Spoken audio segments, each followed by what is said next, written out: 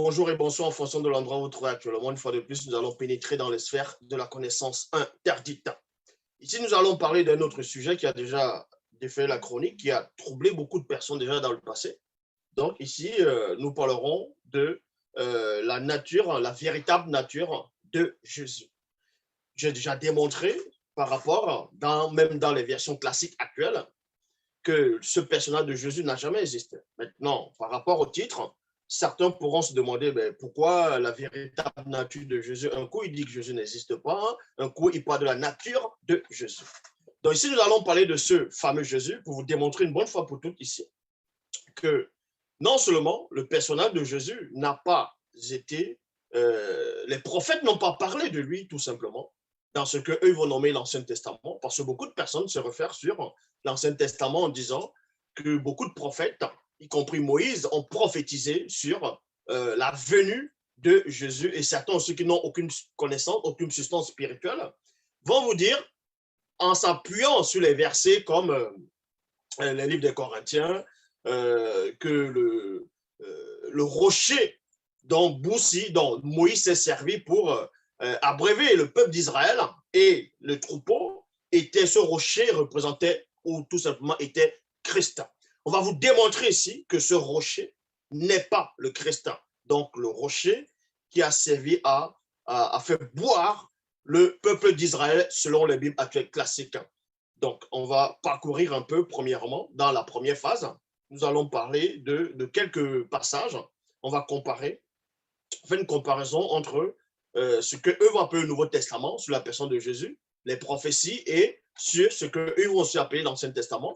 Ça, c'est la première phase. Donc, la première phase consiste, premièrement, à vous démontrer que Jésus, en tout cas le personnage de Jésus même, dont on va dire Jésus le Seigneur, le Sauveur, le Seigneur Yoshua Mashiach, n'a pas été annoncé par aucun prophète dans ce que, comme je dis, ils appellent Ancien Testament. Il n'y a aucun livre, que ce soit de Genèse jusqu'à Malachie, donc Malachie, où on ne fait mention du Messie Jésus. Vous voyez, du Messie Jésus. Mais le seul Jésus qui a été mentionné dans ce qu'eux appellent l'Ancien Testament se trouve tout simplement dans le livre de Zacharie. Dans le livre de Zacharie. Et ce Jésus, on va lire ici, vous verrez que ce Jésus même, c'était même pas aussi le soi-disant Jésus sauveur dont on faisait allusion. Mais admettons qu'on faisait même allusion à ce Jésus sauveur dans le livre de Zacharie, on va vous montrer la manière dont on fait allusion, à la manière dont on parle de ce Jésus ici. Donc, comme je dis, la phase 1 consiste à montrer que les prophètes n'ont pas prophétisé sur Yoshua Hamashiach, sur Jésus-Christ, Jésus de Nazareth, fils de Marie. Zacharie chapitre 3, verset 1, dans la traduction Abbé Filion, il dit ceci: le Seigneur me fit voir Jésus. Il y a virgule ici. Dans d'autres versions, il est dit: le Seigneur me fit voir Josué, Yoshua. Voyez, Josué, le grand prêtre debout devant l'ange du Seigneur, et Satan se tenait à sa droite pour s'opposer à lui. Il y a point ici. Dans la traduction Abbé Crampon, toujours dans Zacharie 3, il est dit ici: il me fit voir Jésus, le grand prêtre, debout devant l'ange de Yahweh, et Satan se tenait à sa droite pour lui faire opposition. Il y a point. Et quand on va dans Zacharie chapitre 3, verset 3, dans la traduction Abbé Filion, il est dit ceci: or, Jésus était couvert de vêtements souillés et il se tenait debout devant l'ange. Il y a point. Verset 4, il est dit: et l'ange prenant la parole dit à ceux qui étaient debout devant lui. Il y a deux points ici.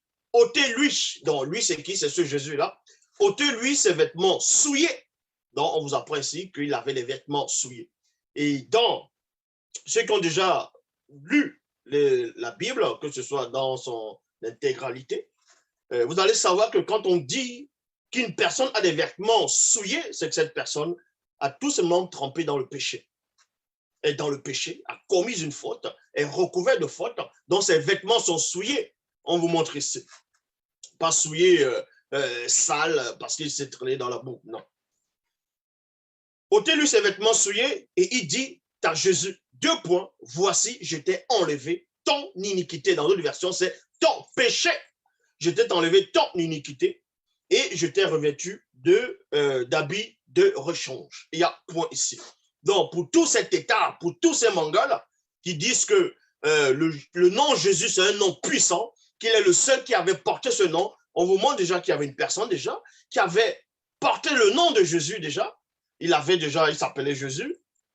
Et il avait commis une faute, il était dans le péché. Donc, vous voyez, ce nom même déjà a déjà été souillé.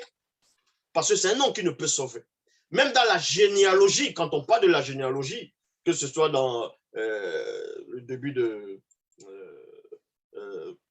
c'est-à-dire dans ce que j'appelle le Nouveau Testament, on va parler de la généalogie de Jésus. Vous allez voir que dans sa généalogie, il y a même d'autres aussi qui s'appelaient déjà Jésus.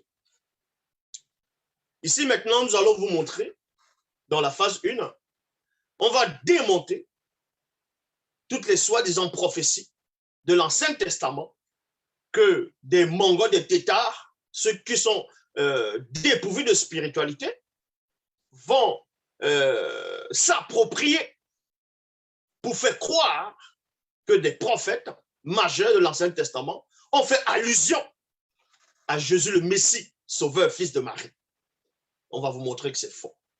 Parce qu'il y a apparemment beaucoup de Mongols maintenant qui se lèvent, qui prétendent être de Jésus, sauveur, Dieu, ainsi de suite, mais sans toutefois savoir dans les folies, dans les démence, que ce personnage Jésus n'existe pas.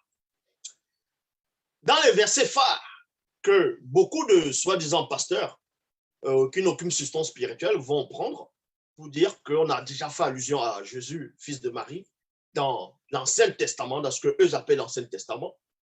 Le verset phare, c'est dans Ésaïe chapitre 9 au verset 5. Ésaïe 9, 5, vous pouvez vérifier dans toutes sortes et formes de versions. Moi, je vais prendre la version Bible en français courant, il le dit ici, car un enfant nous est né, un fils nous est donné, Dieu lui a confié l'autorité, il y a point ici. On lui donne ces titres, 2 points, conseiller merveilleux, Dieu fort, Père pour toujours et Prince de la paix. Il y a point ici. Beaucoup de personnes vont lire ce passage et vont penser qu'on fait allusion à Jésus Christ, à Jésus fils de Marie, à Jésus de Nazareth. Mais ça, c'est faux. Ésaïe 9,5 ne fait nullement allusion à Jésus. On va vous montrer, selon les Bibles classiques, de qui Ésaïe prophétise ici, de qui Ésaïe faisait allusion. Ça n'a rien à voir. Nulle part ici, dans ce passage, c'est marqué que cet enfant qui nous est né, ce fils qui était donné, est Jésus-Christ. C'est écrit nulle part. Ça s'appelle le christocentrisme. Donc on veut centrer ce personnage inventé dans toutes les Écritures, dans tout, on va dire, dans toute forme d'écriture ou histoire ou prophétie majeure. Et ça, c'est faux. Donc, Ésaïe 9,5, comme je dis, un enfant nous est né, un fils nous est donné, et la domination reposera sur son épaule. On lui donnera ce titre, on l'appellera admirable, conseiller, Dieu puissant, Père éternel, prince de paix. Maintenant, beaucoup de personnes vont se dire, mais c'est un enfant qu'on va appeler Dieu puissant. Mais comment on va nommer un homme Dieu puissant?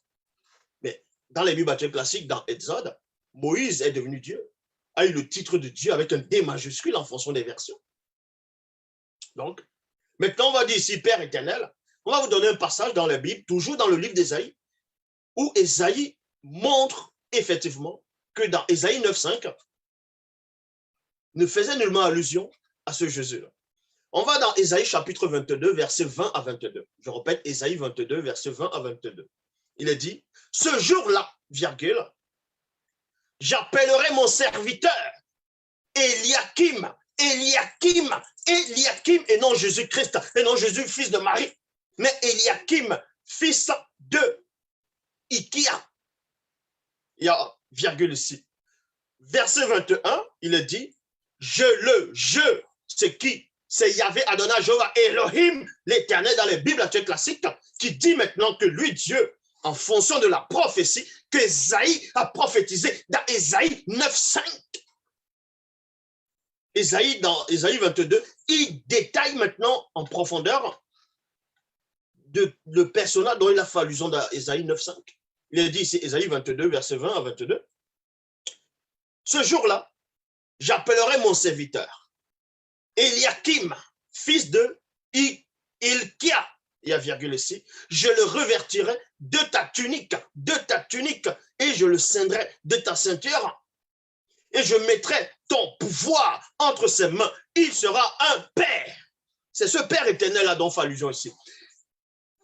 Il sera un père pour les habitants de Jérusalem et pour la maison de Juda. Verset 22. Je mettrai sur son épaule. C'est exactement ce que Isaïe avait déjà prophétisé dans Isaïe chapitre 9 au verset 5, où il est dit ici qu'on va lui confier l'autorité. Dans d'autres versions, comme les 8 secondes, ainsi de suite, je mettrai sur son épaule, c'est-à-dire l'autorité. Et Isaïe ne fait que réitérer cela dans Isaïe 22. Je mettrai sur son épaule la clé de la maison de David. Quand il ouvrira, nul ne fermera. Quand il fermera, nul c'est-à-dire ne l'ouvrira. On fait allusion à qui ici? On ne fait pas allusion à Jésus. On ne fait pas allusion à Jésus ici. Isaïe faisait allusion à Eliakim. Donc, vous allez voir, il y a des Mongols, des soi-disant pasteurs, qui vont venir dire que Isaïe 9,5 faisait allusion à Jésus. Et dans le livre de l'Apocalypse, chapitre 3, verset 7, on vous dit, on vous apprend dans l'Apocalypse, chapitre 3, verset 7, qui a été copié dans Isaïe, chapitre 22, parce que dans Isaïe 22, on dit ici, je mettrai sur son épaule la clé de la maison de David. Quand il ouvrira, nul ne fermera. Et quand il fermera, nul n'ouvrira. Voyez, ils ont pris ce passage dans Isaïe 22, ils ont fait encore ce qu'on appelle christocentrisme, sans toutefois comprendre la notion même de ce qu'ils sont en train de faire. Dans Apocalypse chapitre 3, verset 7, c'est une copie d'Isaïe 22, qui dit ici, écrit à l'ange de l'église de Philadelphie, voici ce que dit le saint, le véritable, celui qui a la clé de David, celui qui ouvre et personne ne fermera, celui qui ferme et personne n'ouvrira. Donc, ils vont prendre ça, ils vont dire, c'est de Jésus dont fait allusion. Si on va entrer même dans le sens profond de ces écritures-là, qui ont été trafiquées, Apocalypse chapitre 3, verset 7, fait allusion à Elohim, et non à un personnage qui s'appelle Jésus, Jésus de Nazareth, Jésus fils de Marie, Yeshua, Amashia, peu importe le nom que vous allez lui donner. Parce que Ésaïe chapitre 9 au verset 5 fait allusion à un fils qu'on va donner, à un enfant qui va naître. Et cet enfant ici, Ésaïe va dévoiler cet enfant toujours dans sa prophétie, dans Ésaïe 22, verset 20 à 22. Et dans le verset 22 d'Ésaïe 22, dévoile même encore dans Apocalypse chapitre 3, verset 7, toujours dans les Bibles classiques, comme j'ai dit, écrit à l'ange de l'église de Philadelphie, voici ce que dit le saint, virgule, le véritable, celui qui a la clé de David, qui a la clé de David, à qui on a remis la clé de David, ce n'est pas à Jésus, c'est à Elohim, et plutôt à Eliakim. C'est Eliakim qui a reçu la clé de David. C'est écrit dans Ésaïe 22. Je mettrai sur son épaule la clé de la maison de David. Donc, on va lui confier la clé de David. Et cette clé de David, on retrouve cela dans Apocalypse 3, 7. Celui qui a la clé de David, celui qui ouvre et personne ne fermera. Celui qui ferme et personne n'ouvrira. C'est à Elohim qu'on fait allusion, à Eliakim. Et non à Jésus. Donc, vous voyez qu'il y a des gens qui disent ils ont le bac plus 3, ils ont des licences, ils ont fait des études, ils ont fait de la théologie, ainsi de suite. Ils vont venir dire qu'ils ont reçu des révélations, que Dieu les aurait parlé. Dieu m'a dit, le Saint-Esprit m'a mis à cœur. Ils vont venir faire des débats dans des plateaux, ainsi de suite, pour montrer qu'ils ont la révélation et pourtant ils sont vides. Ils ont la bouillie, on dirait comme s'ils avaient la bouillie dans la tête. Ce sont des personnes, des mongols, des tétards, des pauvres arrivistes qui n'ont aucune substance spirituelle. Donc, ils viennent parler des choses qu'ils ne maîtrisent pas, des choses qu'ils ne comprennent pas parce qu'ils ne savent pas lire. Ils ne comprennent pas non seulement ce qui a été trafiqué, Ils ne comprennent pas ce qui était trafiqué. Mais quand on leur montre la vérité, comment ils vont comprendre la vérité? Ils ne peuvent pas. Donc, ici, Ésaïe 9,5 n'est pas Jésus. Parce que Ésaïe 9,5 fait allusion à Eliakim dans Ésaïe 22, verset 20 à 22. Voilà, premièrement. Et Apocalypse chapitre 3, verset 7 ne fait pas allusion à Jésus. Est-ce que vous comprenez? Si on vient vous dire ça, vous dites qu'on faisait allusion à Eliakim. Parce que vous lisez bien Ésaïe 22, 22. Nous allons maintenant aussi aller toujours dans ce que Eve appelle l'ancienne alliance, sur l'histoire, l'époque de Moïse. Où il y a même des Mongols, ils viennent prêcher sur des rues, dans des rues, ils se mettent à crier. En plein rue, ils crient, ils font des débats, c'est-à-dire dans les villes. Ils commencent à penser qu'ils ont de la connaissance. Ils se mettent à broyer comme des chiens, les voix commencent presque à partir. Ils vont vous dire que Jésus était le rocher. Et que Jésus était le rocher. Que Paul aurait écrit. On va montrer où Paul a écrit, on va vous montrer que c'est faux. Que tout ça encore, c'est la supercherie. Que Jésus était le rocher, que Moïse a fendu, que Moïse a frappé son bâton et l'eau est sortie. Pendant que le peuple d'Israël était dans le désert, ils ont bu de cette eau. Ils disent que ce rocher était le Christ. Et on va vous montrer que c'est faux. On va aller dans Nombre, chapitre 20, au verset 11. Dans Nombre 20, verset 11, il est dit ceci. Puis Moïse leva la main et frappa 2 fois le rocher avec sa verge. Il sortit de l'eau en abondance. L'ensemble but et le bétail aussi. L'ensemble but et le bétail aussi. On va vous montrer, on va vous expliquer c'est quoi la nature de ce rocher-là selon les Bibles classiques. Ce n'était pas un rocher spirituel.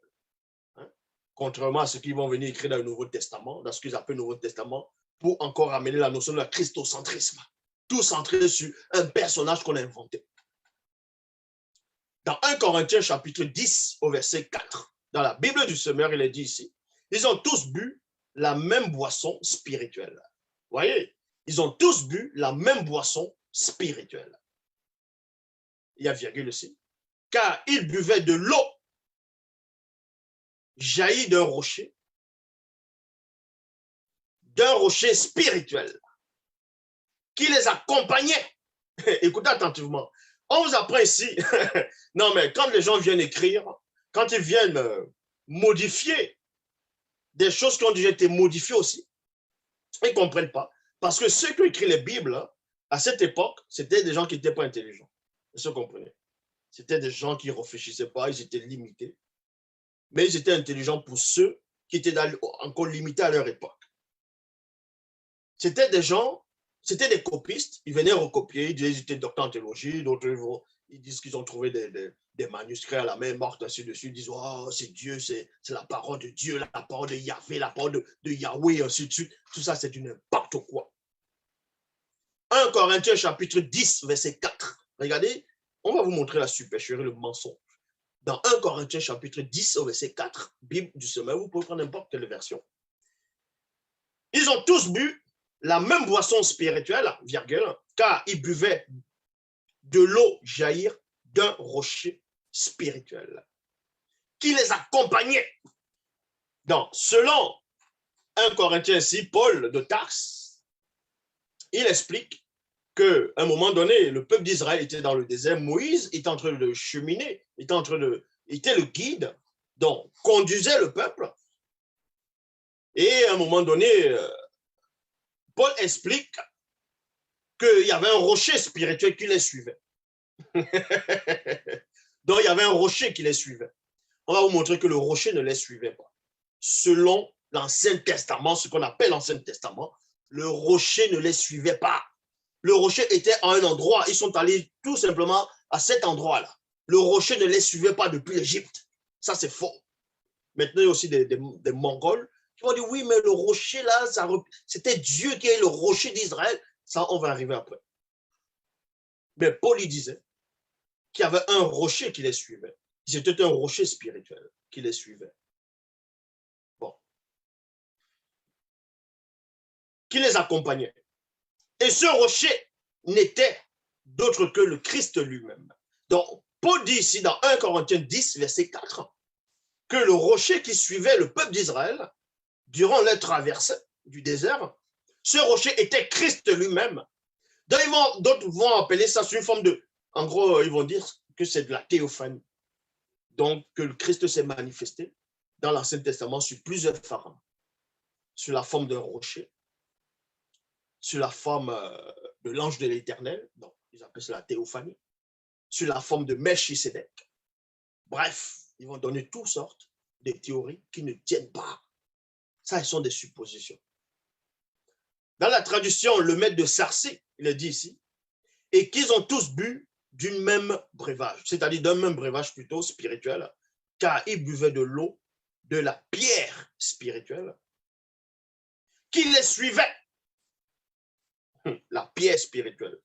Et Jésus-Christ était cette pierre. Vous voyez, eux, dans la traduction, le maître de Sarcée, ils ont carrément mis Jésus-Christ.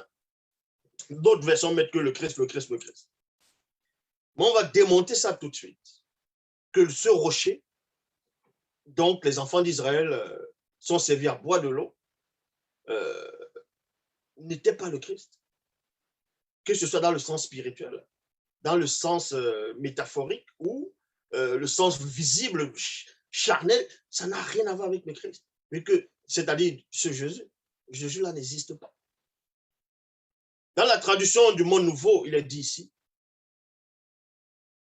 et que tous ont bu la même boisson spirituelle. Point. En effet, ils buvaient au rocher spirituel, qui les suivait. Écoutez attentivement. Le rocher là les suivait. Bon. Et ce rocher représentait le Christ. Point. Voilà ce qui est dit dans la traduction du Monde Nouveau. Donc, avant de mieux éclaircir, on va d'abord voir les propos de ce soi-disant Jésus, comment lui-même il va se contredire, comment lui-même il sortira de sa bouche, selon les Bibles actuelles classiques, qui n'a rien à voir avec le rocher spirituel dont Paul fait allusion. Ou bien, on va voir cela. Dans Jean, chapitre 6, versets 31 à 33. Donc, je répète, Jean, chapitre 6, versets 31 à 33. Il est dit, nos pères ont mangé la manne dans le désert. Nos pères ont mangé de la manne dans le désert. Selon ce qui est écrit, il les a donné à manger le pain du ciel et non le pain de la terre. Remarquez ici, dans Jean 6, 31 à 33, il y a des personnes qui étaient en face de ce soi-disant Jésus qui est en train de lui parler. À un moment, dans leurs entretiens, dans leurs déclarations, ils vont dire que leur paix à eux, donc en faisant allusion aux Hébreux qui marchaient, qui cheminaient dans le désert en sortant de l'Égypte, cette histoire même qui n'a même pas eu lieu, déjà pour commencer. On vous apprend ici, ils disent que nos pères ont mangé de la manne dans le désert. Selon ce qui est écrit de points, il leur a donné à manger le pain du ciel. Le pain du ciel. Écoutez attentivement, le pain du ciel. Selon ce qui est écrit, Dieu les a donné le pain du ciel. Mais Jésus le dit, en vérité, je vous le dis, ce n'est pas Moïse qui vous donne le pain du ciel. Il y a virgule ici. Mais c'est mon Père qui vous donne le véritable pain du ciel. Donc ici, on vous montre que Jésus dit que le pain dont les Écritures avaient déjà nommé, dans la manne, le pain qui venait du ciel, Jésus dit non, en fait, le vrai pain du ciel, ce n'est pas ce qu'eux ils ont mangé, c'est plutôt lui qui est le pain du ciel. Donc déjà, il y a déjà une contradiction. Parce que l'Écriture affirme que ce que les enfants d'Israël ont mangé dans la manne, pendant 40 ans, il y a des versions qui parlent de ça, des passages qui parlent de ça, ils ont mangé la manne pendant 40 ans, ils ont aussi mangé de la viande. Ce pain venait du ciel. Or, Jésus dit que non, que lui, il est le vrai pain du ciel.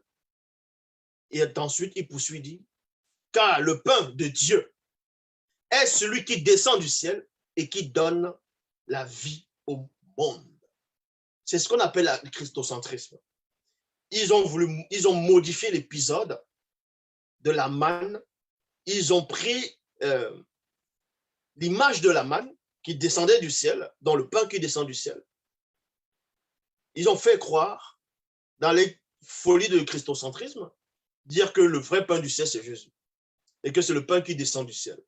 Or, on va voir dans Deutéronome, chapitre 8, au verset 3, mais cela, on va voir après.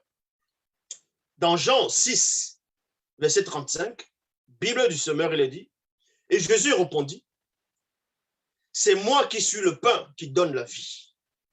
Celui qui vient à moi n'aura jamais faim, et celui qui croit en moi n'aura jamais soif. Ça veut dire quoi ici? Vous allez comprendre que les propos de ce Jésus dans les Bibles actuelles classiques, ça a été pris uniquement dans ce qu'on appelle l'Ancien Testament, par rapport à la manne que le peuple d'Israël a mangé, dans le pain qui venait du ciel, et l'eau qu'ils ont bu du rocher. L'eau qu'ils ont bu qui est sortie du rocher.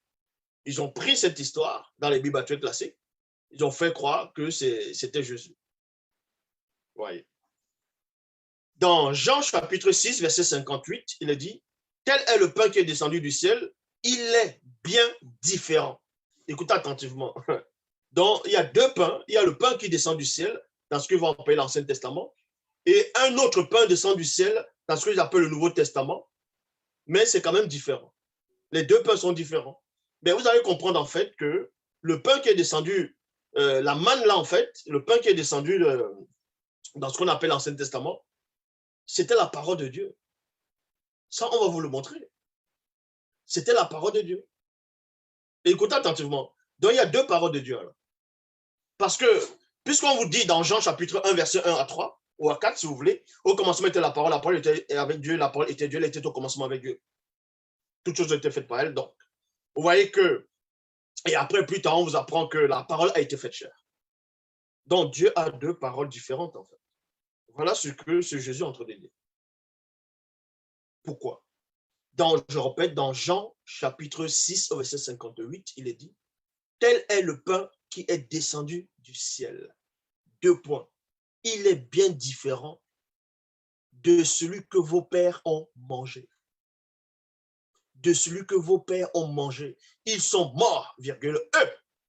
Mais celui qui mangera du pain, que voici vivra pour l'éternité. Ça s'appelle la christocentrisme. Je sais qu'il y a quelques personnes actuellement qui ne sont pas en train de comprendre là, par rapport à ce verset, ce que je suis en train de dire. Mais on va vous éclairer tout doucement. Donc, on va dans Deutéronome chapitre 8 au verset 3. La manne, donc, les enfants d'Israël ont mangé, n'était pas un pain ordinaire. C'était la parole de Dieu. Cette manne-là, ce pain qu'ils ont mangé, c'était la parole de Dieu. Pourquoi? Il est dit ici, dans le verset 3, il t'a humilié, virgule, il t'a fait sortir, non, il t'a fait souffrir plutôt de la faim, et il t'a nourri de la manne, il y a virgule, et il t'a nourri de la manne, il y a virgule ici, que tu ne connaissais pas. Que tu ne connaissais pas. Tu ne connaissais pas quoi? C'était cette manne. Et que tu n'avais, non, que tu ne connaissais pas, et que n'avaient pas connu tes pères, afin d'apprendre que l'homme ne vit pas de pain seulement. Que l'homme ne vit pas de pain seulement. Il y a virgule. Mais que l'homme vit de tout ce qui sort de la bouche de l'Éternel. Ça veut dire quoi ici? Mais si cette manne-là n'était pas la parole de Dieu qui nourrissait le peuple d'Israël sous l'image de ce qu'on va appeler la manne d'un pain qui descendait du ciel, c'était quelle manne? C'était quoi ce pain-là? C'était quoi? Parce que le peuple d'Israël, bon, avant le peuple d'Israël, les gens comme les Abraham, ainsi de suite, à l'époque, sur les Bibles classiques, ils ont connu la parole de Dieu, mais pas sous la forme de la manne, du pain. C'est pour ça qu'on fait allusion ici, on vous dit ici, je répète, dans Deutéronome chapitre 8, verset 3, il t'a humilié, donc il a humilié le peuple d'Israël, une grande partie. Il t'a fait souffrir de faim et il t'a nourri de la manne. Il y a virgule ici. que tu ne connaissais pas et que n'avaient pas connu tes pères. C'est normal, les pères n'avaient pas connu la parole de Dieu qui descendait du ciel en tant que pain. Voilà, tes pères. Afin de t'apprendre que l'homme ne vit pas de pain seulement. Ça veut dire quoi ici? Maintenant, les gens vont dire non, c'est par rapport à la faute. Non, le peuple d'Israël a commis trop d'erreurs. C'est pour ça qu'on les châtie. Ce n'est pas ce que ça veut dire. Cette manne-là tombait du ciel. Donc, on apprenait au peuple d'Israël ici, sur les Bibles classiques, que l'homme ne va pas vivre uniquement du pain ordinaire, du pain solide, du pain physique, du pain qu'on va extraire à partir du blé que l'homme va fabriquer, donc de la nourriture, de la viande, et ainsi de suite. Et c'est la même chose que le soi-disant Jésus disait à Satan. Il est écrit, l'homme ne vivra pas uniquement de pain. Mais quand il a dit ça lors de la tentation sur les Bibles classiques, il faisait allusion à quoi? Puisque le soi-disant Jésus avait faim, il fallait qu'il mange la nourriture physique que l'homme prépare.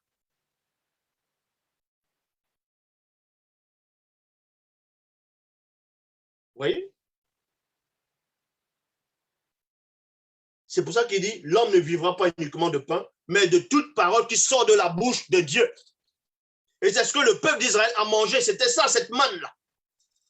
Mais eux, ils ne savaient pas que la manne qu'ils étaient en train de manger dans le pain qui tombait du ciel, c'était la parole de soi-disant Yahvé. Le peuple d'Israël ne savait pas ça. Maintenant, on vous apprend qu'il y a un personnage de Jésus qui vient, qui dit, en fait, le pain que le peuple d'Israël a mangé au désert, là, ce n'est pas le bon pain. En gros, c'est un pain ordinaire. Ce n'est pas le vrai pain. Le vrai pain que Dieu donne vient du ciel. Mais c'est écrit que la manne venait du ciel.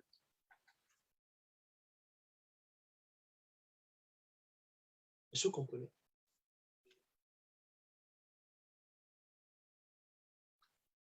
Dans 1 Corinthiens chapitre 10, au verset 3 à 4, on va vous parler de ce rocher. On va vous montrer que ce rocher n'a rien à voir avec Jésus.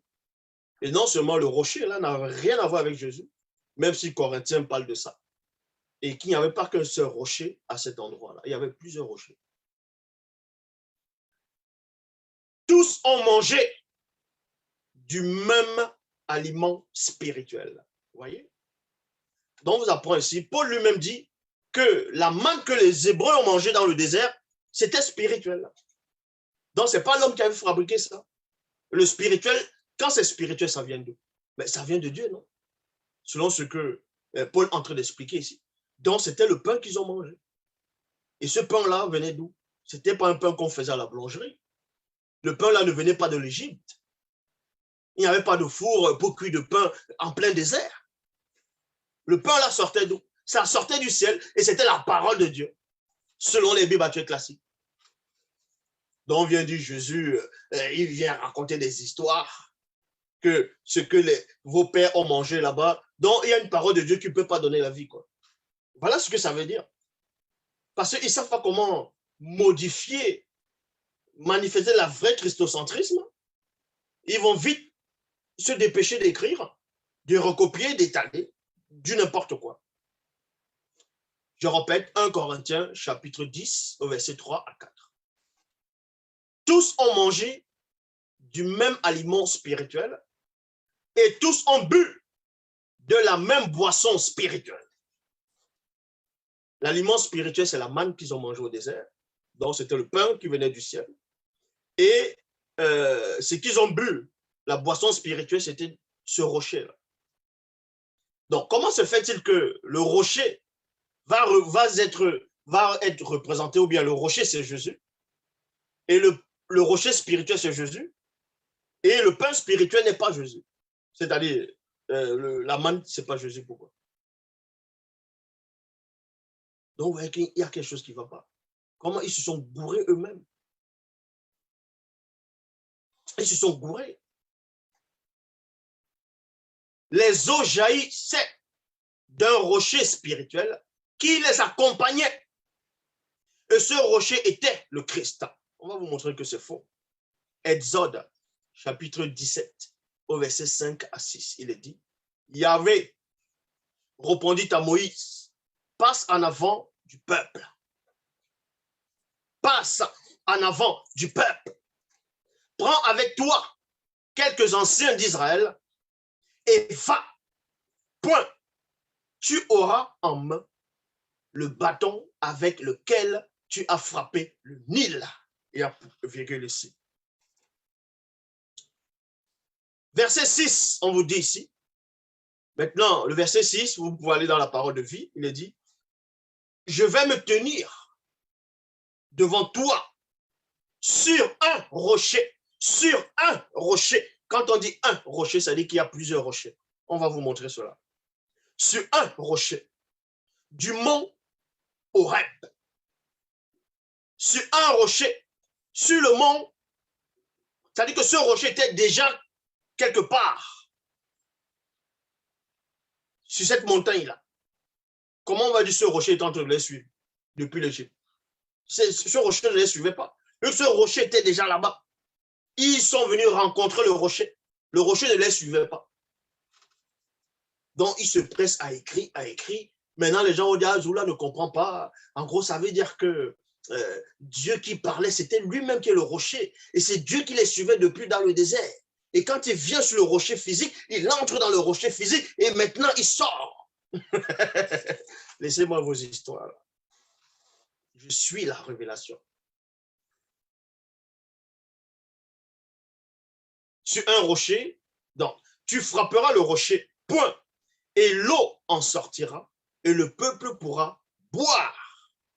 Moïse obéit au Seigneur sous les yeux des anciens. Traduction Pierre Guiguette, il est dit ici, et moi je me tiens avant, moi je me tiens avant que tu n'arrives sur les rochers, et non sur le rocher, mais sur les. C'est-à-dire qu'il y avait plusieurs rochers, des rêves. Là, tu frapperas la pierre. D'autres versions, c'est rocher. Ici, c'est la pierre. Il en sortira de l'eau et le peuple boira. Ainsi fit Moïse devant les fils d'Israël. Si le rocher, si cette eau était Jésus, représentait Jésus comme il est dit dans 1 Corinthiens, dans le livre d'1 Corinthiens 10, si ce rocher était le Christ, et que l'eau qu'ils ont bu, c'était le Christ qui buvait spirituellement.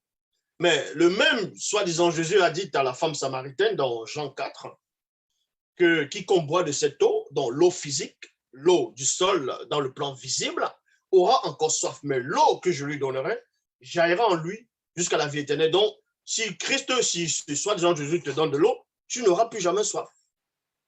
Bon, expliquez-moi alors pourquoi, quand les enfants d'Israël ont bu l'eau qui était dans le rocher,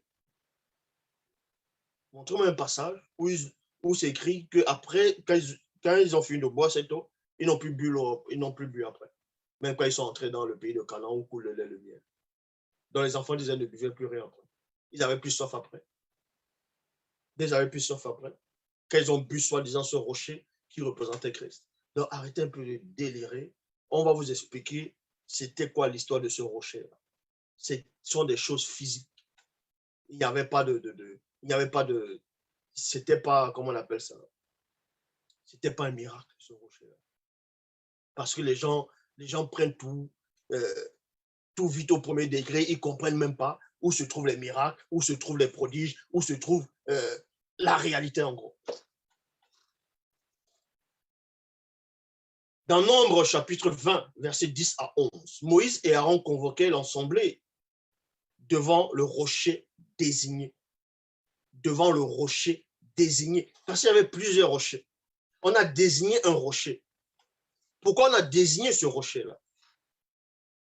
Vous savez, ceux qui ont déjà fait ce qu'on appelle le forage, il faut comprendre les choses d'abord du physique avant de comprendre le spirituel. Pour faire sortir l'eau du sol, bon, on peut creuser le puits, on creuse, on va dans les profondeurs en fonction de la couche du sol où l'eau peut se stagner. D'autres peuvent trouver à 10 mètres de profondeur, d'autres à 5 mètres, d'autres à 6 mètres, d'autres à 100 mètres, en fonction de l'orientation. Ça, c'est le puits. Vous creusez, vous creusez, vous creusez. Après, vous allez voir l'eau qui sort. Maintenant, il y a ce qu'on appelle le système du forage. Le forage, c'est quoi? On va forer la terre. Vous voyez, c'est le forage avec les appareils. Donc, on perce le sol. Ça entre, ça entre, ça entre, ça entre à une certaine profondeur. Et là, il y a plusieurs couches dans le sol. Donc, il y a l'argile blanche qu'on va trouver. L'argile blanche doit sortir, il y a l'argile noire qui sort. Et au fond, il y a ce qu'on appelle la pierre ou le rocher. Il y a le rocher sur le sol, dans la terre. Et quand on perce le rocher, il faut percer ce rocher pour que l'eau potable puisse sortir, jaillir. Ça, c'est pas des produits, ce n'est pas des miracles. Donc, quand on a désigné le rocher, parmi les autres rochers, c'est-à-dire que ce rocher-là, il fallait qu'on casse ce rocher pour que l'eau puisse sortir. Parce que les autres rochers, l'eau n'allait pas sortir. C'était à une certaine profondeur déjà, où en dessous de ce rocher désigné, il y avait déjà de l'eau qui passait. Ça n'a rien à voir avec le spirituel, que c'était le Christ et tout ça. Les gens qui ont écrit ces Bibles-là, c'était les gens qui réfléchissaient au Moyen-Âge. Ils ne comprenaient pas la composition. Ils ne savaient rien du visible. Parce que dans leur logique à eux, si on cassait un rocher, l'eau sortait, on dit « wow ». Ça, c'est la magie, forcément, c'est spirituel. Non, non, non. On va même vous donner la nature de ce rocher.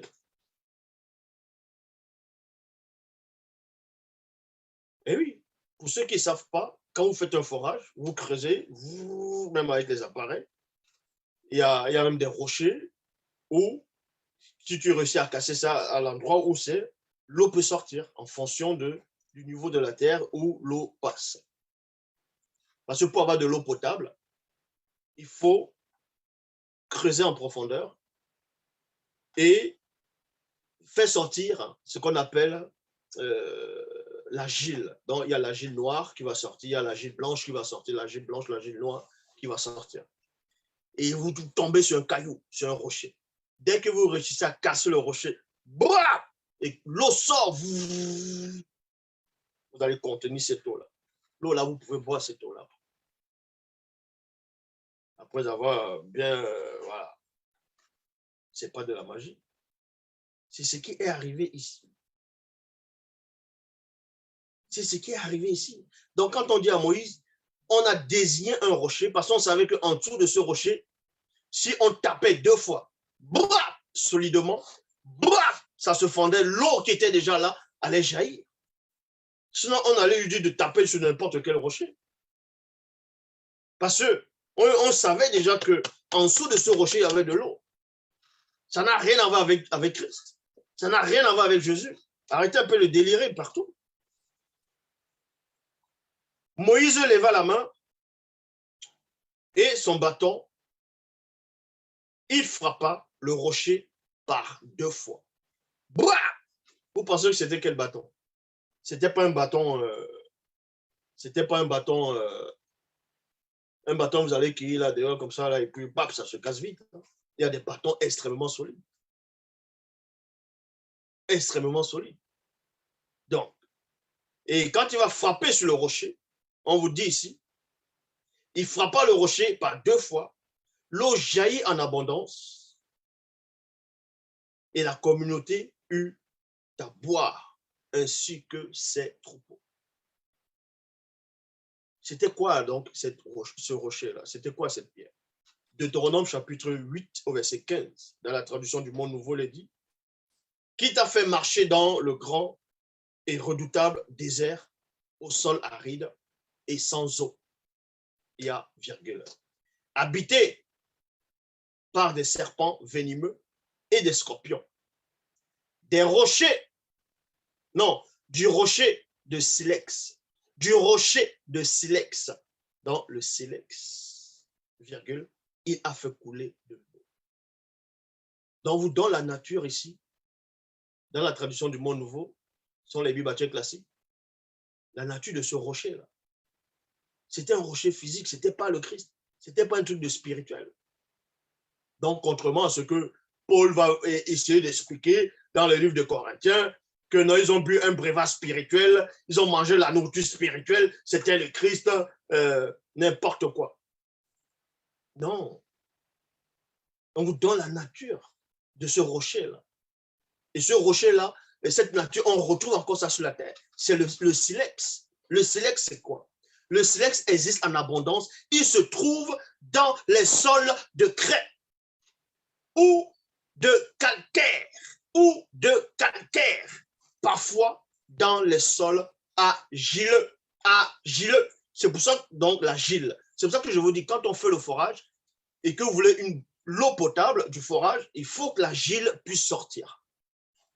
L'argile blanche va sortir, l'argile noire va sortir, et là, vous tombez sur le rocher, et bram, vous percez le rocher, l'eau va jaillir. Ce n'est pas de la sorcellerie.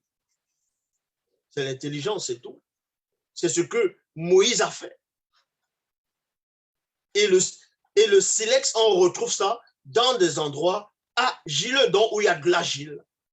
C'est aussi simple que ça. Où il y a la craie, le calcaire. Et on sait que le calcaire, ça se casse. Bra, bra, bra.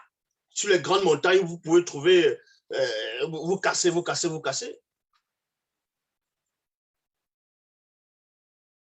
Dans d'autres versions, on dit le granit.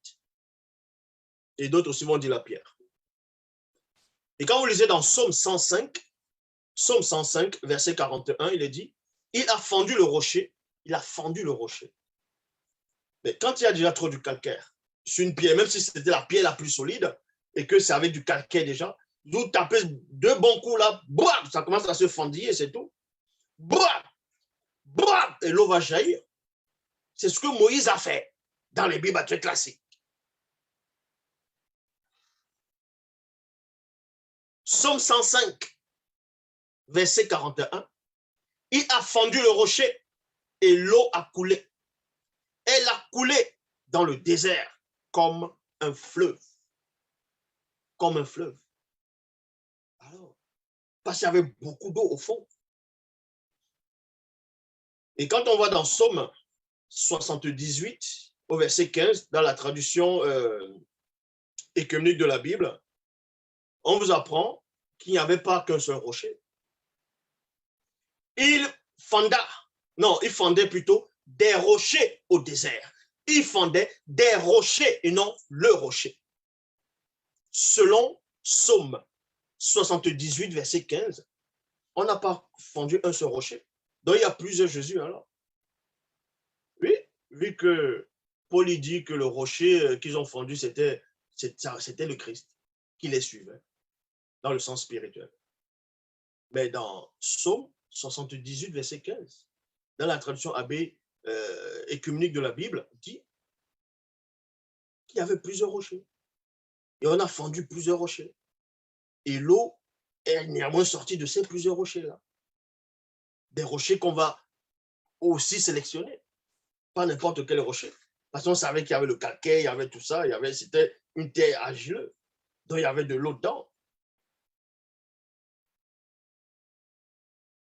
Il fondait des rochers au désert pour les faire boire, comme la source du grand abîme. Voilà. Donc, le rocher n'a rien à voir avec Jésus. Ésaïe 9,5 n'a rien à voir avec Jésus. Maintenant, on va aller dans Matthieu chapitre 2, versets 14 à 15. Pour vous montrer encore le christocentrisme. Ils ont voulu faire croire qu'il y a eu une prophétie qui parlait de la venue de Jésus. On va dans Matthieu chapitre 2, versets 14 à 15, qui dit ceci. Joseph se leva donc et partit dans la nuit. Virgule. Amenant l'enfant. L'enfant, c'est qui? C'était ce Jésus. Et sa mère c'était qui? C'était Marie. Pour se réfugier en Égypte. Et pourtant, dans ce qu'ils appellent l'Ancien Testament, il est dit maudit quiconque va trouver refuge en Égypte. Mais bon. On vous apprend qu'à un moment donné, dans l'évangile de Matthieu, qu'on va avertir, Joseph sera divinement averti de prendre le petit enfant et sa mère d'aller se réfugier en Égypte, afin que la prophétie puisse se réaliser. Verset 15, il resta là-bas jusqu'à la mort d'Hérode, le grand. Alors se réalisa Non, alors se réalise ce que le prophète a dit de la part du Seigneur. J'ai appelé mon fils à sortir d'Égypte. Dans Matthieu 2, 14 à 15, vous dit que cette scène qui s'est produite, c'était suite à une prophétie. Il fallait que la prophétie puisse se réaliser. Et on vous dit même que c'était un prophète qui a prophétisé. On va donc aller dans l'histoire de ce prophète. On va donc toucher la prophétie de ce prophète pour voir si on faisait réellement allusion au petit enfant Jésus. Vous allez voir que c'est encore de la fraude. La prophétie annoncée, c'était où? C'était dans Osée, chapitre 11, verset 1. On va aller dans la Bible, en français courant, il est dit, quand Israël était jeune, virgule, je me suis mis à l'aimer, dit le Seigneur, et je l'ai appelé, virgule, lui, mon fils, virgule, à sortir d'Égypte. Voilà ce que le prophète est en train d'expliquer ici. Le petit là, donc, qui avait trouvé refuge en Égypte, donc il devait sortir de l'Égypte. C'était qui? C'était Israël. C'était le peuple d'Israël. Ce n'était pas Jésus. Donc, ils ont pris cette histoire. Ils ont inventé le Nouveau Testament. Quoi qu'ils ont inventé l'Ancien Testament, ce sont des trucs apocryphes, ainsi de suite, avec les copies des copies de Bible. Et le Nouveau Testament a été, ils ont inventé aussi, ils sont venus, ils ont inventé le Nouveau Testament. Ils ont dit non, on va aussi entrer dans l'affaire. On va manger le gâteau là. On va entrer sur les Judas. Batoba Judas. On va entrer sur les faux juifs là. On va dire non, on va essayer de mélanger. On va essayer de faire. Les Grecs sont venus, eux aussi ils ont fait les pas. Après on vient vous dire les textes originaux traduits en hébreu, les Grecs. Oui, les Grecs sont venus, ils ont fait les pas, ils ont pris aussi les pas dedans.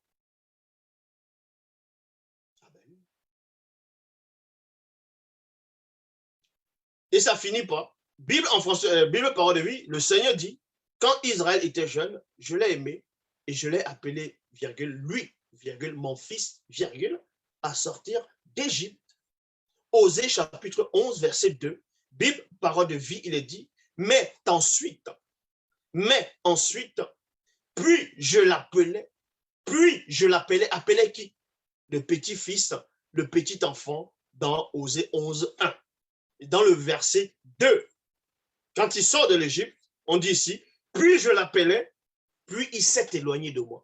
Donc, montre-moi un passage dans les Bibles classiques où Jésus s'est éloigné de Dieu, il a commencé à adorer les Baals. Mon peuple offre des sacrifices aux Baals. Il brûle de l'encens devant les faux dieux. Puisque le petit enfant qui est sorti de l'Égypte, donc Israël, il s'est éloigné de Dieu après, il a commencé à adorer Baal. Et ils ont pris ça, ils ont inventé une histoire de Jésus, on l'amène en Égypte, après la prophétie, une fausse prophétie même déjà qui n'a même pas eu lieu, dans même Osée 11, 1 à 2, c'est une fausse prophétie vu que le peuple d'Israël, l'histoire de l'Égypte, les Hébreux en Égypte n'a pas existé. Ça c'est faux, je l'ai démontré déjà. Maintenant, ils vont prendre un autre passage, toujours dans ce qu'ils appellent le Nouveau Testament, pour faire asseoir la doctrine de Jésus, donc la christocentrisme. Ils vont aller dans Hébreux chapitre 10. Là, je suis toujours dans la phase 1. Donc, ils vont aller dans Hébreux chapitre 10 au verset 5. Hébreux 10, 5. Il est dit, moi je vais aller dans la traduction David Martin. Ça, c'est la christocentrisme ici. C'est pourquoi, entre parenthèses, dans cette version, il est dit Jésus-Christ, en entrant au monde, dit. Non, il dit à Dieu, tu n'as point voulu de sacrifice, virgule, ni offrande, mais tu m'as approprié un corps. Les animaux brûlés sur les autels et les sacrifices pour les péchés ne te plaisent pas. Alors, je t'ai dit, me voici, je viens faire ce que tu veux. C'est ce qui est écrit à mon sujet dans les livres saints. Vous voyez? Donc, ils ont pris plusieurs, on va dire, plusieurs versets, plusieurs chapitres dans les épîtres, dans les livres des psaumes. ils ont fait un seul bloc pour dire, on faisait allusion à Jésus, que Jésus venait dans le monde, il dit à Dieu, ah Dieu, tu n'as voulu ni sacrifice ni offrande, mais tu m'as formé un corps pour faire, oh Dieu, ta volonté. Donc, je viens dans le livre où il est question de moi, n'importe quoi. Ça, ils ont pris ça. Ils ont pris ça dans le livre des Psaumes. Et on va voir, en allant dans le livre des Psaumes, vous voyez que ça n'a rien à voir avec Jésus. Donc, Hébreu fait allusion, ça n'a rien à voir. On va dans Psaume chapitre 40, verset 1, pour savoir qui c'est déjà qui est en train de parler. Dans Psaume chapitre 40, au verset 1, il est dit, au maître de chant, Psaume de David. Donc, on est clair, on est d'accord, là, c'est David qui va parler ici. Dans Psaume chapitre 40, verset 7 à 13, il est dit, tu ne prends plaisir ni au sacrifice, ni à l'offrande. Là, c'est David qui parle. Tu me l'as bien fait comprendre. Tu me l'as bien fait comprendre. Il y a point. Maintenant, quand on va dans le verset 6, dans la traduction Abbé Filion, il est dit, mais vous m'avez façonné des oreilles. Vous m'avez façonné des oreilles. Parce que dans le livre des Hébreux, il est dit que Dieu a formé un corps à Christ pour venir dans le monde. Donc, tu n'as voulu ni sacrifice offrande, mais tu m'as formé un corps.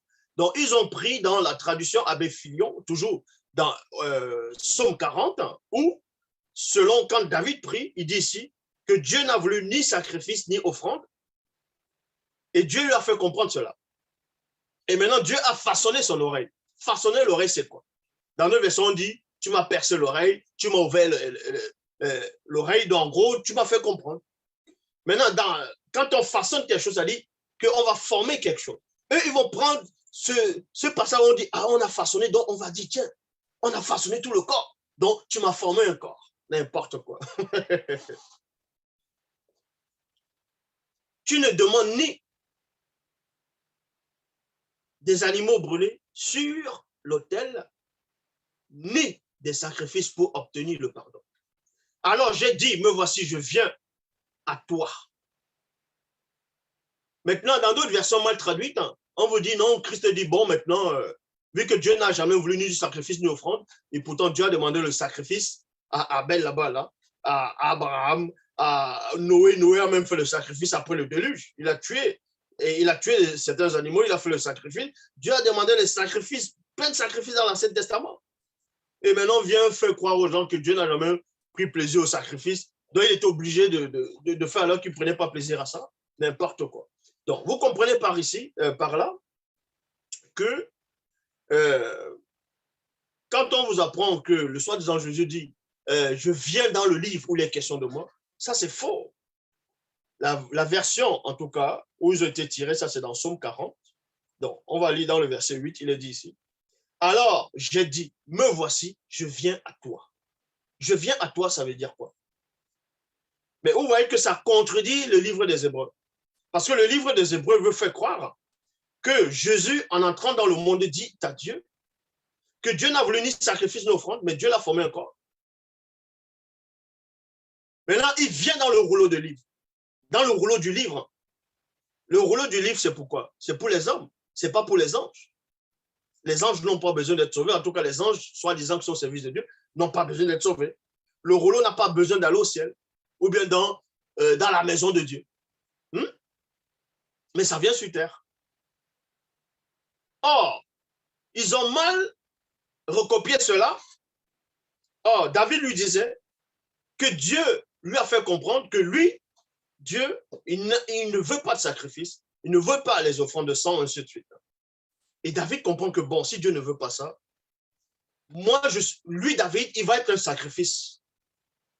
Un sacrifice, non pas pour mourir, mais un bon sacrifice, donc, renoncer au péché, ainsi de suite. Donc, il se donne à Dieu. C'est pour ça qu'il dit ici, alors j'ai dit, me voici, je viens à toi.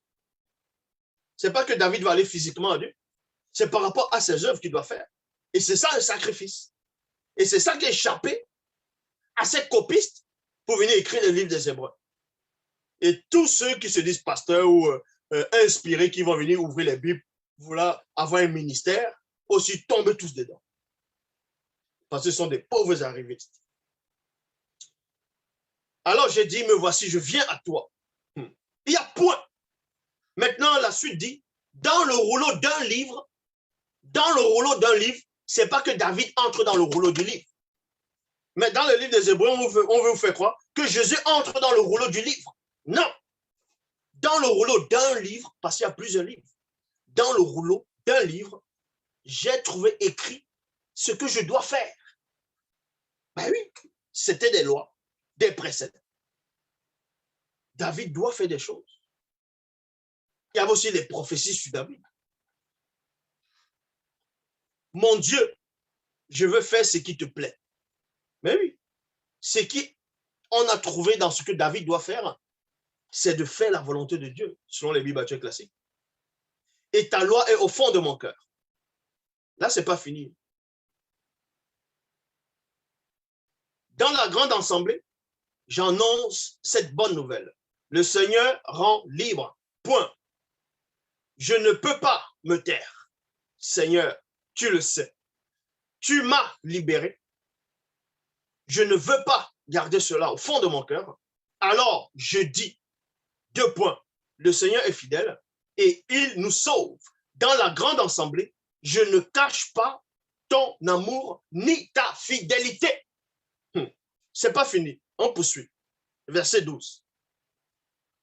Toi, Seigneur, tu ne me refuses pas. Ta tendresse, ton amour et ta fidélité me protégeront toujours.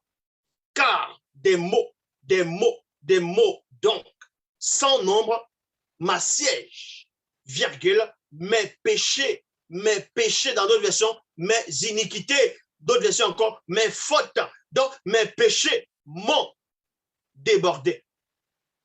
Je ne puis plus rien faire, c'est-à-dire plus rien voir. Ils sont abondants que les cheveux de ma tête. Aussi mon cœur est-il défaillant en moi. Ça veut dire que si on accepte que Psaume 40 fait allusion à Jésus, acceptez aussi que votre Jésus a péché.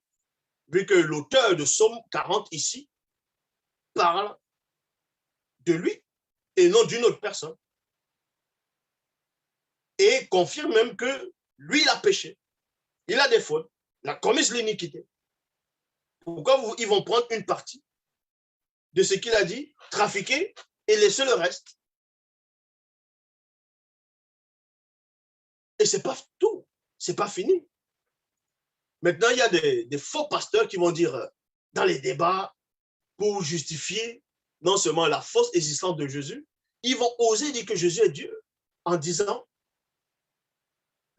que Dieu appelle Jésus Dieu, en disant c'est pourquoi, oh Dieu, ton Dieu t'a oué. C'est parce qu'ils comprennent mal les traductions, ils ne savent pas lire. Ils n'ont pas l'esprit du discernement. Depuis quand le soi-disant Dieu dans les Bibles classiques va appeler Jésus Dieu. Ça, c'est les mauvaises traductions. On va aller dans la bonne traduction uniquement par rapport à ce verset, selon les Bibles classiques, dans Psaume 45, versets 1 à 7. Et là, qui a parlé là? Ce n'est pas David, c'est une autre personne. Parce que tous les psaumes, ce n'est pas David qui a écrit toutes les psaumes. Tous les psaumes.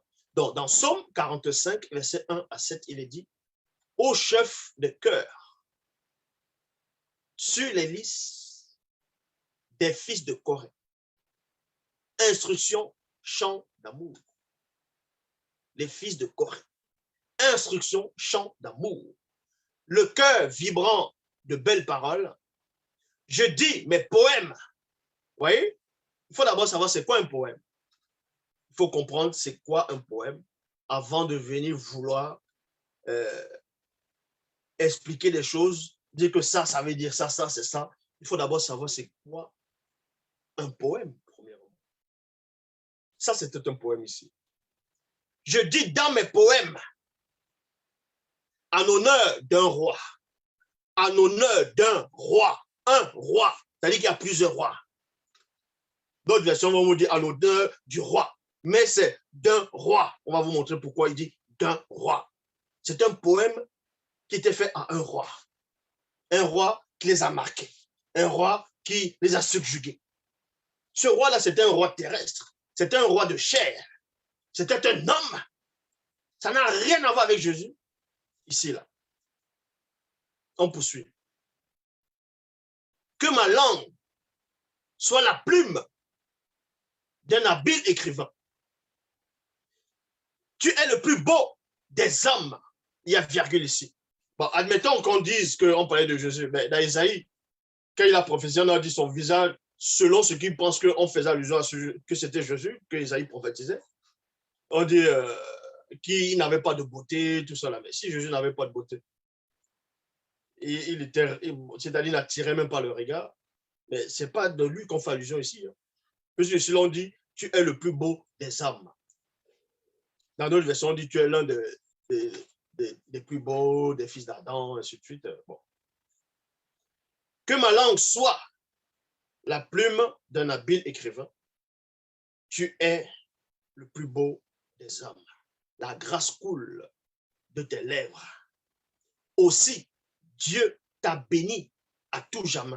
Donc, Dieu bénit qui? Le roi du poème. C'était un poème. Combattant courageux, qui? Ce roi-là. Combattant courageux, mets ton épée à ton côté et ta grandeur et ton honneur. Tant ton arc est bondi. En route pour défendre la vérité, la douceur, la justice. Que ta main puissante te montre de beaux espoirs. Verset 6. Tes flèches sont pointues, elles percent le cœur de tes ennemis et à point. Lui, virgule, tout le monde tombe sous tes coups. Ton trône, maintenant voici ce qui va semer la confusion dans la tête de ces Mongols, de ces attardés mentaux, des chrétiens, des pasteurs, des soi-disant prédicateurs. Ton trône est comme le trône de Dieu. Vous voyez? Ton trône est comme le trône de Dieu, établi pour toujours. C'est avec justice que tu gouvernes ton royaume. Pourquoi on compare le trône de ce roi fait de chair avec le trône de Dieu? C'est par rapport à c'est-à-dire, c'est un poème. Parce que ce roi, dans ce poème, manifestait la justice, l'équité, la droiture. Donc, la justice, c'est une très grande vertu. Donc, quand tu es juste, tu pratiques la justice, mais tes œuvres ne mourront pas. Même si tu meurs physiquement, tes œuvres vont rester éternelles. C'est-à-dire, la justice que tu appliques va rester éternelle. C'est ça dans le poème qu'il est en train d'expliquer. Mais des gens, ils sont là, ils ne comprennent pas, ils ne savent pas lire. Ton trône est comme le trône de Dieu, établi pour toujours. C'est avec justice que tu gouvernes ton royaume. Il y a point. Psaume 44, verset 8. Ça, c'est dans la Bible pastorale de Marais de Sousse maintenant. Et c'est dans Psaume 44, verset 8, qui trouble beaucoup de personnes. Les gens ne comprennent pas. Ils n'arrivent pas. Parce qu'ils vont lire les versions que eux-mêmes, ceux-là qui sont même venus traduire, eux-mêmes, ils ne comprenaient même pas ce qu'ils lisaient. Ils vont traduire en fonction de leur manque de connaissances. Parce qu'ils veulent introduire la christocentrisme. Et les gens qui ne sont pas éclairés vont aussi tomber là-dedans. Ils vont dire, ah, Dieu a dit, oh Dieu, ton Dieu t'a oint. Non, Psaume 44, verset 8, Bible pastorale de Marais de Sousse, il est dit, tu aimes la justice, tu aimes la justice et tu détestes le mal. C'est pourquoi le Seigneur, ton Dieu, et non, c'est pourquoi, oh Dieu, ton Dieu t'a oint. Déjà même, admettons même qu'on s'arrête sur la version qui va dire, c'est pourquoi, oh Dieu, ton Dieu t'a oint. Ça ne veut pas dire que Jésus est Dieu et que Dieu va oindre encore Jésus qui est Dieu. Ce n'est pas ce que ça veut dire. Mais on va d'abord finir la version et je vous explique. Tu aimes la justice et tu détestes le mal. C'est pourquoi le Seigneur, ton Dieu, t'a donné l'onction avec une huile de joie, de préférence à tes égaux. D'autres versions vont dire, c'est pourquoi, oh Dieu, ton Dieu t'a oint au-dessus de tes égaux. Mais quand on dit, c'est pourquoi, oh Dieu, ça dit que c'était un poème. Ça veut dire tout simplement, quand on dit c'est pourquoi, oh Dieu, il s'adresse à Dieu. Écoutez attentivement. C'est-à-dire quand il dit, oh Dieu, il s'adresse à Dieu. Et il dit maintenant, ton Dieu, il s'adresse maintenant au roi. Que le oh Dieu là, c'est ton Dieu à toi, le roi. Et non que le roi dont il fait allusion, non seulement n'est pas Jésus, et aussi n'est pas Dieu. C'est pourquoi, oh Dieu, virgule, ton Dieu t'a oué. Il n'y a pas que Dieu a ou un autre Dieu. C'est pas ce que ça veut dire. Là, vous venez lire avec vos cerveaux remplis d'erreurs, de confusion. Vous pensez que vous êtes intelligent. Vous n'avez même pas honte. Vous venez là, dans les plateaux, les télés, vous mettez sur YouTube, Zolo là, n'importe quoi. Vous n'avez même pas honte. Sérieux. Non, mais attendez, sérieux. Mais vous n'avez pas honte. Vous ne savez pas lire ou quoi? Non, mais attendez, non, mais attendez, sérieux. Sérieux, quoi. C'est pourquoi, oh Dieu, ton Dieu t'a ouin. Parce que les livres des Hébreux, ils reprennent cela, on dit que c'est Jésus. Donc, vous voyez, Jésus est Dieu. N'importe quoi, il est Dieu. Il n'existe pas.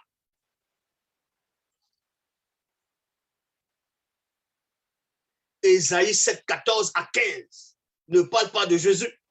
Donc, Emmanuel n'est pas Jésus. Vous pouvez lire tout Ésaïe chapitre 14, Ésaïe 7 plutôt. Vous pouvez lire tout Ésaïe 7, Ésaïe 8. Vous allez comprendre que Emmanuel, donc Emmanuel, dont fait allusion, ne connaît même pas Jésus. C'est même pas Jésus. C'est même pas la même époque. Mais vous lisez juste un petit verset. Allez, c'est bon. Un enfant nous est né. Non. Le Seigneur, ton Dieu, te donnera un signe. Parce que la jeune fille deviendra enceinte. Elle enfantera un fils. On lui donnera le nom d'Emmanuel. Mais pourquoi l'ange Gabriel n'a pas dit à Marie, donne-lui le nom d'Emmanuel? Pourquoi c'est écrit dans le nom de Jésus? N'importe quoi. Arrêtez un peu de délirer. Là. Maintenant, on est dans la phase 2. La phase 2, maintenant, sort un peu de ces torchons des Bibles actuelles classiques. On entre dans les bonnes versions maintenant. La phase 2 consiste à dévoiler le démon qui est derrière le personnage de Jésus, dans la vraie nature de Jésus. On va aller dans Joko Myangoma Midima Bobé, dans la démonologie, étude interdite de la science du démon, chapitre 1, verset 62 à 70. Il est dit ici. Plusieurs personnes partout dans le monde ont entendu parler d'un personnage connu sous différents noms et appellations telles que Yahushua Amashia, Jésus, donc Jésus, Yahushua, Jésus de Nazareth, Jésus-Christ, fils de Marie, et bien d'autres encore. Mais en réalité, derrière l'image ou le personnage de Yahushua Amashia, donc Jésus de Nazareth, Jésus-Christ, se dissimule un puissant démon guerrier, donc un puissant démon oiseau guerrier, hybride, de haut rang, connu sous le véritable nom de Mitéle. Dont le vrai nom de l'entité qui se fait passer pour Jésus s'appelle Mitéle. Vous comprenez? Il s'appelle Mitéle. Et c'est un démon hybride. C'est un démon oiseau. Pourquoi un démon oiseau? Parce qu'on le représente, le soi-disant Jésus, dans les Bibles actuelles classiques, en fonction de ce qu'eux, ils veulent faire croire aux gens. C'est faux pasteur. Il est descendu sous forme corporelle dans la colombe. Et les gens qui viennent avec les fausses visions disent non, c'est toujours l'aigle dans le livre de Job. De loin, il épie sa proie. N'importe quoi, que c'est l'aigle. Le personnage Jésus, c'est un démon. C'est un démon qui passe de civilisation en civilisation, mais en fonction de différents noms. Il se manifeste en fonction de plusieurs époques. Donc, on vous apprend ici la description de ce personnage, de ce démon qui se cache derrière Jésus, mais en réalité, derrière l'image ou le personnage de Yahushua Amashia, donc Jésus-Christ, de Nazareth, Jésus-Christ, se dissimule un puissant démon, oiseau, guerrier, hybride, de haut rang, connu, c'est-à-dire connu sous le nom de Mitélé. Mitélé qui veut dire détourner, faire disparaître. Parce qu'il veut détourner le peuple, il veut faire disparaître la vraie histoire du peuple noir, le vrai Christ, c'est-à-dire la vraie histoire du vrai Christ, qui est Dieu qui s'appelle. La question est, deux points, qui est donc Mitélé? Mitélé, entre parenthèses Jésus, est un puissant démon oiseau, guerrier, hybride. Écoutez attentivement, dans les profondeurs, on vous donne encore la description prolongée de ce Jésus-là. On retrouve les mêmes attributs dans les Bibles classiques. Verset 65, Mitélé, donc Jésus, est un puissant démon oiseau, guerrier et religieux de haut rang, en même temps, mi-poisson, mi-agneau. C'est pour ça que dans les Bibles classiques, on dit que c'est l'agneau de Dieu. Parce que c'est un démon hybride qui a, c'est un hybride, c'est quoi? Mi-agneau, mi-poisson. Parce que quand on parle d'autres vous disent qu'il est né à l'époque du Verseau, c'est quoi? Que le signe de Jésus sur le poisson, ainsi de suite. Vous allez taper, vous allez voir les multiplications des poissons. Pourquoi il n'a pas multiplié les porcs, autre chose? Pourquoi c'est les poissons, ainsi de suite? Vous comprenez qu'on vous montre déjà les indices de ce démon dans les Bibles classiques, mais vous ne voyez pas. Donc, c'est un démon hybride, démon oiseau, mi-démon oiseau, mi-poisson, mi-agneau. Mitélé, donc Jésus, est un puissant démon séducteur, donc envoûteur, qui agit de nouveau dans la conscience collective des idolâtres. Qui agit de nouveau. Quand on dit de nouveau, ça veut dire que avant le nom de Jésus, avant le nom de Yehoshua, Amashia, Yoshua, Yeshua, ainsi de suite en fonction des noms des appellations, avant même la notion même du christianisme, il existait, ce démon était déjà là, mais on l'appelait sur d'autres noms. On va vous le démontrer ici. Car dans l'Égypte antique, ce démon a servi à séduit aussi dans l'Égypte antique.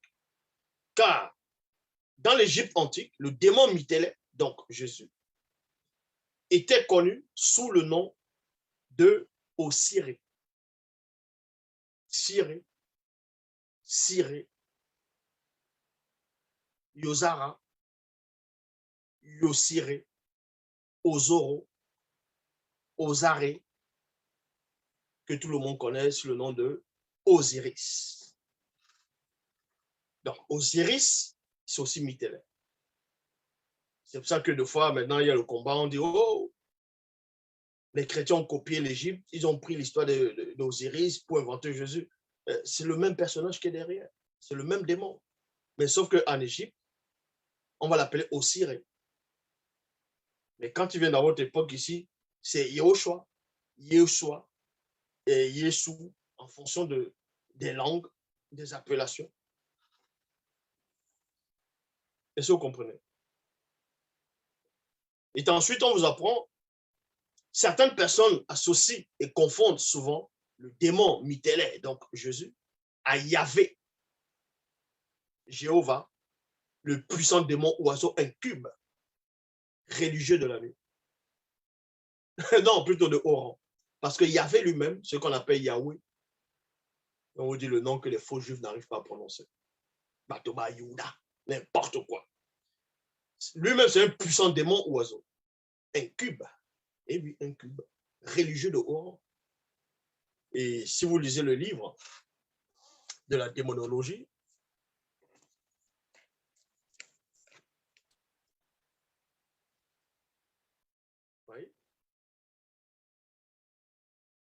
vous allez tous voir. On vous décrit tous les secrets du monde occulte. On vous dévoile les profondeurs du monde occulte, de Satan. On vous dévoile tout. Vous voyez tout en profondeur. On vous révèle la nature même de ce qu'on appelle Yahvé, de comment il a traversé de plusieurs religions, en fait. Tout est contenu là-dedans. La démonologie. Vous comprenez? Là, on vous livre le secret. On dévoile tout. Les plans de Satan, tout. Ce que vous devez savoir. Que même dans les Bibles classiques, ils n'arrivent même pas à décrire. Mais dans la suite, on vous dit ici,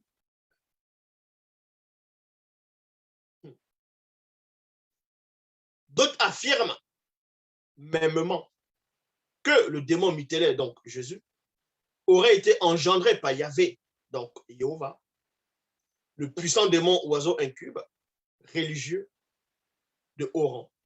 Ceci est absolument faux. Car le puissant démon Mitéler, donc Jésus, est un grand manipulateur qui se fait passer pour une sorte de sauveur pour ceux du visible.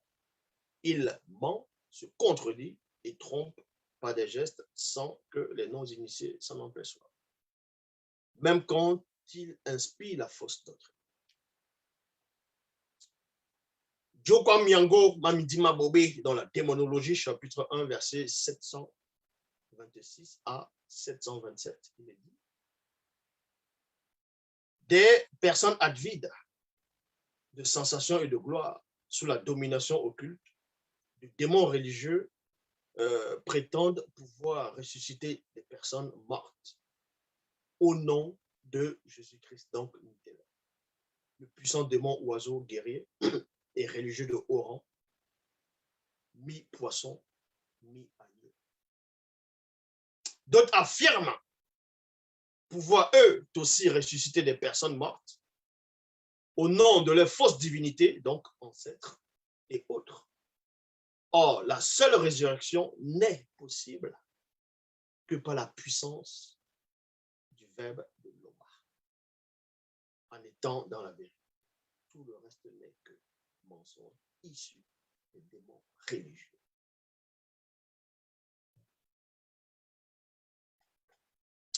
Et quand on poursuit, toujours dans la démonologie, chapitre 1, verset 760, il est dit, tous ceux et celles qui invoquent ou qui croient à l'existence de Jésus, dans Yahushua, Amashia, Jésus, Yahushua, Jésus de Nazareth, Jésus-Christ, Jésus, fils de Marie, et bien d'autres encore, en tant que sauveur ou autres attributs, sont tout simplement sous l'inspiration, c'est-à-dire l'influence, et possédés par Mitéler, le puissant démon oiseau, guerrier et religieux de haut rang, mi-poisson, mi-agneau, ainsi que les démons religieux de haut rang. Donc voilà le personnage de Jésus. Jésus, c'est un démon.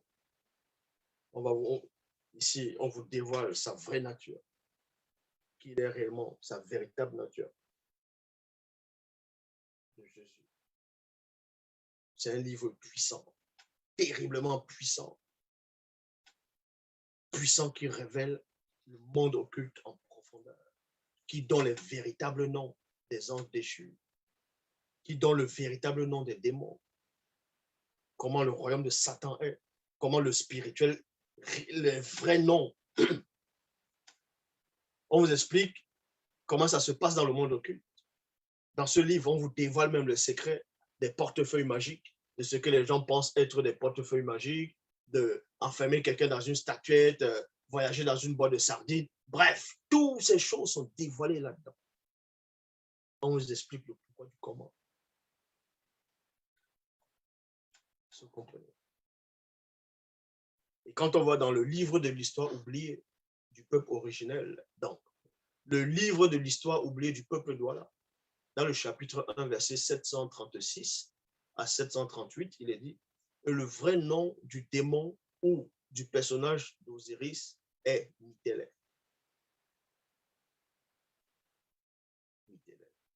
Donc,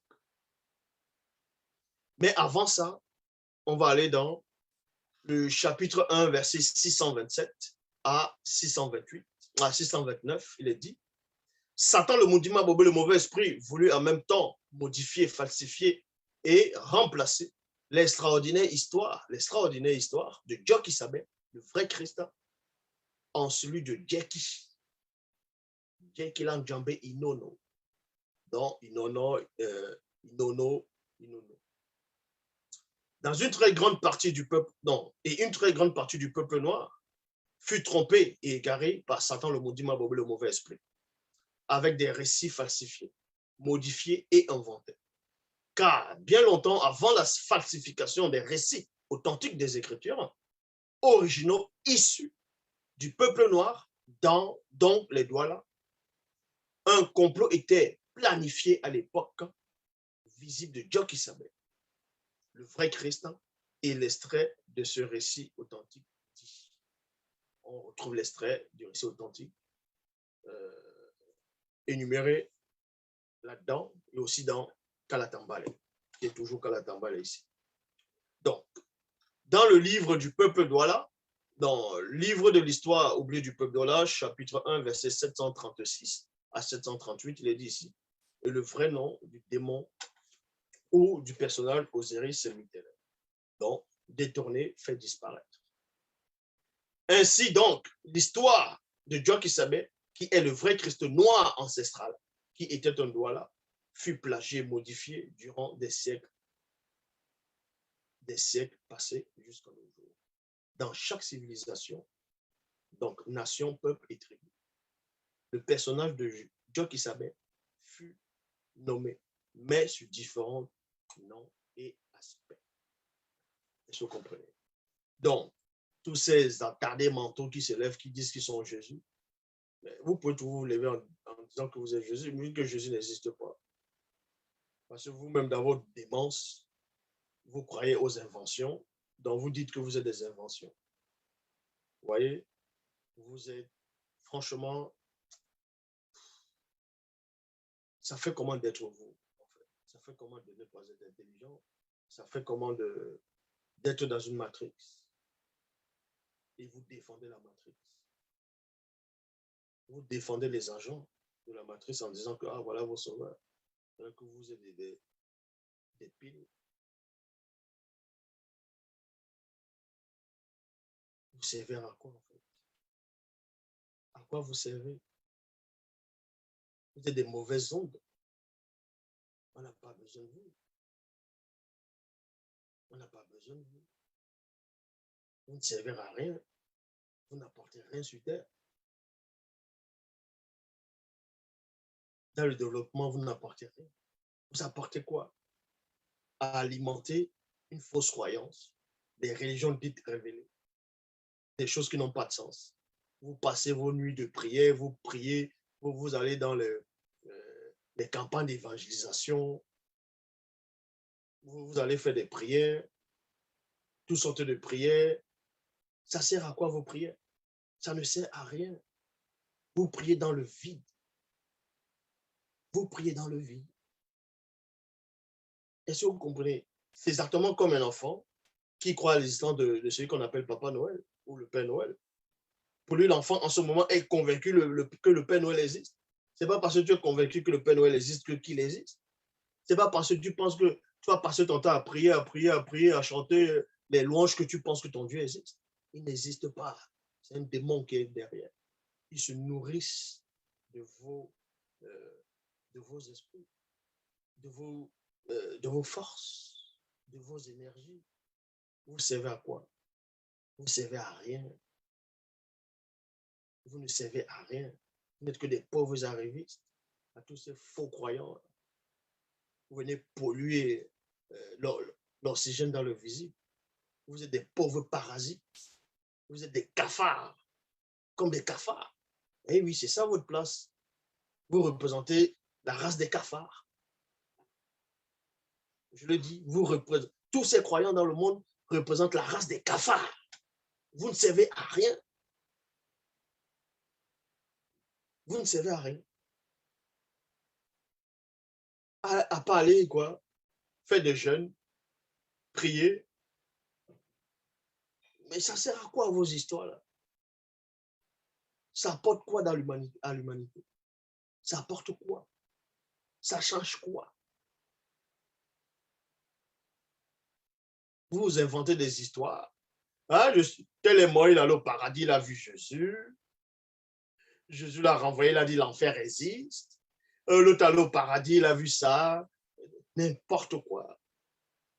Tu es en train de délirer. Vous savez en vous-même que vous délirez, vous n'avez même pas honte. Des pauvres esclaves. Et vous voulez parler avec moi parce que j'ai votre temps, parce que vous existez. D'où je viens, vous n'existez même pas. Parce que je suis manifesté dans le passé, qui est votre présent. D'où je viens, vous n'existez pas. Est-ce que vous comprenez? Vous n'existez pas. Dans ce monde, vous êtes, on vous met dans la catégorie des cafards. Les cafards dans une maison, qui se baladent, qui montent sur les rideaux, qui vont dans les placards. Vous donnez des titres, des bishops. Dieu m'a dit, vous voulez enseigner, vous enseignez quoi? Vous enseignez quoi? Vous n'avez même pas honte. On fouette vos ancêtres, on les massacre, on les tue, on les réduit en esclavage, une partie. On les force d'accepter les fausses croyances, des hérésies, des excréments. Et là, vous êtes là, vous venez défendre ça. Dieu m'a dit, Dieu c'est qui?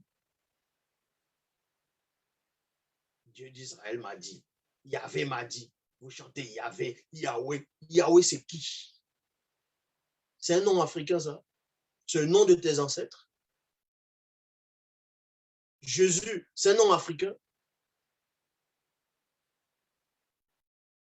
Vous n'avez même pas honte. Vous allez sentir ça. Vous allez sentir. Comme on dit, vous allez lire. Ne vous inquiétez pas, vous allez lire cette heure. Ah oui. Jésus m'a sauvé. Jésus a sauvé quoi? A sauvé qui? Jésus, c'est qui? Les gens sont là, ils viennent écrire des torchons, ils se placent là-bas, là, des saletés, ils se mettent à rédiger, à inventer un personnage sous l'inspiration de Michelet. On vient vous imposer ça en Afrique. Vous vous prosternez, vous acceptez. Vous dites que vous êtes intelligent. Quand les gens dansent, quand les gens vont écouter telle musique, ah, n'écoutez pas, c'est la musique du monde. Ah, parce que vous écoutez la musique du ciel. Ben, dis donc, vous écoutez la musique du ciel. Et les autres, quand ils écoutent le Kwasa Kwasa, le Ndombolo, tout ça, c'est la musique du monde. Mais qui a créé le monde? C'est Dieu, non?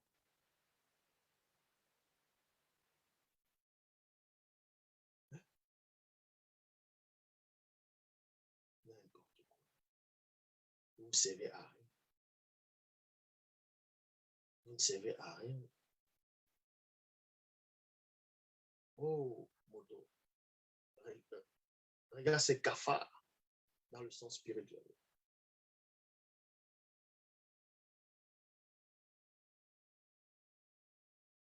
Vous ne méritez même pas d'être là. Seulement votre présence dans le visible est une anomalie. Loba,